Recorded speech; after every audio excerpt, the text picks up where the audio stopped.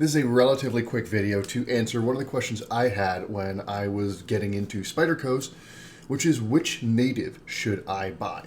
Should I be looking at the FRN native or should I be looking at the G10 native? Now, big caveat up front, these are both excellent knives. The Native 5 specifically, is one of my favorite knives in the entire industry. It's probably my favorite Spyderco, and I think I've carried a Native more than any other knife over the last couple years. You're going to be happy with both of these, but there is one of them that I definitely prefer relative to the other. So let's get into that. First thing to note is there are going to be one factor that's completely irrelevant and one factor that may be entirely determinative. First factor that is irrelevant is price. Basically the Spyderco Native, the price that you're going to pay for your Native is primarily going to be determined by the blade steel rather than by what sort of scales it has. And by the way, the two versions we got on the table here, we got an FRN lightweight version in Maximate. This is my personal favorite Native, spoiler alert. And we've got the Knife Center exclusive in Smooth G10 and Crew Wear. I've also got one other Native handy right now, which is this Rex 45 version from GP Knives. These used to be white, these scales have been dyed green. So the Native, depending on what steel you get it in, is going to range from about $150 to $200, roughly speaking. And there are more versions on the market right now of this lightweight, of this FRN version, than there are of the G10. But you can find both G10 versions and lightweight versions pretty much all the way across that price range. The very cheapest Natives that you'll find are going to be in the FRN. You know, those, I think there are some that are in, $120 something if you're getting like Spy 27, which by the way, that is a great buy, $125 or $130 for a Spy 27. Spyderco Native 5 lightweight, awesome buy. But anyway, you're not going to buy the FRN one because it's cheaper, because the thing that's going to determine the price of these is going to be primarily the blade steel. Availability, there's more of the FRN versions available right now, though you can still find the G10 versions if you look for them. And if you're on the secondary market, the G10 version used to be the primary version of the Native for many years, and so there's more of those available on the secondary market. But the biggest thing that might be determinative for you when you're looking at these is going to be the blade steel. There are a lot of blade steels that are only available in the FRN version, and there are a few blade steels that are only available in the G10 version. For example, if you want Maximate. If you want Maximate, you're going to buy a Native 5 lightweight, and end of story. If you want MagnaCut, as of filming this video in January 2024, the only way to get a MagnaCut Native 5 is to get it in a lightweight bright yellow version. And those have been selling very well. They've generally been selling out almost as quickly as they've been posted. Conversely, if you want a Crew Wear Native 5, then I believe the only way to get them, and there have been a few G10 versions, but I believe the only way to get a Crew Wear Native 5 is going to be to get a G10 version. You know, there are some steels that have been in both. 4V has been in both. Rex 45 has been in both. But the easiest way possibly to figure out which Native 5 you want is to figure out what steel you want, and then that's going to guide you toward the particular knife that you're going to get. But let's say that you don't have a particular steel, or you don't have a strong preference on steel, and you're not, necessarily price shopping where you don't need the cheapest Native money can buy. What are the differences between these G10 and FRN versions that might lead you to pick one over the other? So high level, big step back, what's so great about the Native? What I think is so great about the Native is the amount of knife you get in a relatively small package. So the Native 5 is basically a 3-inch blade that folds up into a smaller package than a lot of Spydercos because of how much of this blade fits into the handle. It is relatively light. Most of these are less than 3 ounces. So you're getting, less than an ounce an inch of blade. And the blade is relatively thick. It's at least not thin, while having a pretty strong distal taper that gets down to a sharp and pointy tip. You got that full flat grind, so even though you get a relatively, not a thin blade, so it's not thick, but it's not thin, you get down to a very keen slicing edge. But the reason the Native is really so great is these handle ergonomics. This big choil at the front here lets you have tons of control over that blade, and so this ends up being a very little knife that you can push quite hard. This is, to me, sort of a hard-use little knife to the extent such a thing exists. That's why I love the Native. And both of these are going to fit into that, but they both feel a little different. First difference, which is pretty obvious, is going to be the weight. And this one here happens to be a little bit lighter than some G10 versions because the Knife Center crew wear versions don't have steel liners. You can't see it on the camera here, but this is online G10, which, you know, no problems with flex or anything like that. It's as stiff as it needs to be. But generally speaking, your lightweight Native 5s are going to be about half an ounce lighter than your G10 versions. Half an ounce, I mean, you definitely feel it. The lightweight definitely feels lighter, but the biggest way that you feel it is actually in the balance. This lightweight version has a very light handle relative to the blade. And if you think about if you look at your balance point here, having a hard time doing that, but your balance point is somewhere around this sort of pin right here. The knife ends up feeling a little blade heavy. That's really nice if you want to feel like you have a lot of control over the blade. You really feel like you're sort of, you know, holding onto the blade rather than holding onto the handle. Sometimes that can feel a little bit more precise, especially when you get into these grips where you're really choking up on the blade like that, or you're choking up like this. A blade-heavy knife can feel very precise, especially for little detail cuts and things like that. This guy here, your handle, it's that half an ounce is all in the handle. And so your balance point ends up, it's hard for me to get the balance point because the clip there, your balance point ends up being just a little bit further back. I mean, it's subtle. It's basically, you know, either side of this pin here. But this one ends up feeling more handle heavy, which in some contexts can be good, you know, especially if you're using it for an extended cutting session. Sometimes handle heavy knives can feel a little bit more comfortable when you're cutting for a long time. You know, if I was breaking down boxes all day, I might like a handle heavy knife. But the biggest difference with that weight isn't that it's half an ounce heavier, it's that the G10 version is a more handle heavy knife. Second clear difference is the ergonomics. So this G10 version, it's pretty typical machine Spyderco G10, and you know, if you want to just picture, most of your G10 versions are going to have your typical Spyderco peel ply texture on there. That's a Mannix. This here, it's smoothed out because it's the Knife Center exclusive, but pattern's the same. You got relatively squared off sides. You got relatively small chamfers all the way around the edge of the G10 here. This is a relatively blocky, flat handle design. Exact same handle shape across the two. But this is a blocky handle, and it feels it when you get it in the hand. You feel a big squared off edge here. You feel, you know, even though there's this little choil cut out here, this feels like a squared off flat choil when you grip it. It feels like holding a squared off block in your hand. Again, that is good in some circumstances. Really squared off blocky knives, especially in longer or heavier duty cutting sessions, can feel more secure in the hand because, you know, when you've got your finger here and it tries to roll out of your grip, those squared off edges can help keep it in your hand.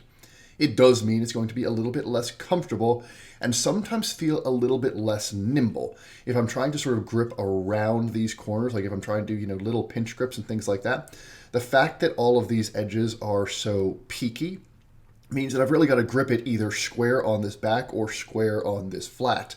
It's not like I have a lack of options, it's still a Native 5, but basically a squared off handle like this ends up feeling a little bit better for heavier duty stuff and extended use stuff, but feeling a little bit less agile. And that, you know, goes the same way as the fact that this is more handle heavy. They fit together. The lightweight, on the other hand, these edges are just a little bit more round, and especially this choil here is much thinner when you look at, you know, how thin it gets. Maybe not much thinner. Much is too strong a term, but it definitely is thinner in this choil. It's more rounded in this choil, and the edges in general are just a little bit more rounded. You've also got a bigger texture on the flat of the scale here. Ergonomically, this knife feels a little bit more rounded in the hand. You know, you feel like you're feeling these rounds on the chamfers more than just feeling a flat scale and a flat scale. And so this lightweight knife ends up feeling a little bit less secure in the hand, ever so slightly, because you don't have those big squared sections quite as much. And again, it is lighter in the handle, which contributes to that. But it's a little bit easier. You know, one of the grips I use for this lightweight all the time is I will put my thumb right on this edge here and sort of pinch it like that. This rounded, there's enough on this round here for me to really pinch into it in a way that gets a little bit uncomfortable and a little bit less secure on the G10 version. So this lightweight one, the ergonomics feel a little different because the scale is just a little bit more rounded on the lightweight version than the G10 version. Third difference that is inherent to the models is the action. And it comes down to what these blades are riding on. In your G10 version, if you were to take this apart, and you're not going to be able to see it there, but there are washers. This is a backlock riding on phosphor bronze washers, and this one is going to look a little bit less smooth because this one is not quite as broken in. But, you know, you get the best of the Native's action with the G10 version with those washers. These can get obnoxiously smooth and secure and stable over time in a way that's really, really satisfying. And it's just, you know, this is sort of when folks, this was what the Native's action was like for a while when this G10 version was the primary way that they were being made. And it's just, it's a really good action. The FRN version here, like a lot of FRN Spydercos, the blade is running straight on the FRN. I think on both sides, it might just be on one side, but I'm pretty sure in the Native it's on both sides, because I know when I took one of these apart, it was just running on the FRN on both sides. Now, you can change that with aftermarket scales. I'll talk about that later. But this, you know, FRN is a fine material for the blade to ride on. And this one, now that it's been broken in, it's not quite as smooth as a G10 Native can get, but it is smooth enough. It's basically, smooth enough is the right term. It's not smooth in the way that a, you know, that a Techno, the Spyderco Techno gets, or a Swayback or a Chris Reeve or something like that. It's still, you know, it just ends up feeling a little bit rubbery almost through part of it, and it's a little bit inconsistent because it's just not as nice a material, not as consistent and flat a material as those phosphor bronze washers, but it's fine. The action on an FRN Native 5 will be as good as you need it to be from any practical sense without ever feeling quite as luxuriously nice as a G10 can get with those phosphor bronze washers. And then the last thing, which might be very important to some people and might be irrelevant to others, is the aftermarket. So the Native 5 G10, again, is the version that has been around in more versions for a longer time, even though Spyderco seems to be shifting heavily toward the FRN versions now in the last year or two. There are more aftermarket scales available for your G10 version. You've got RC Blade Works makes them, you've got Rips Garage Tech makes them.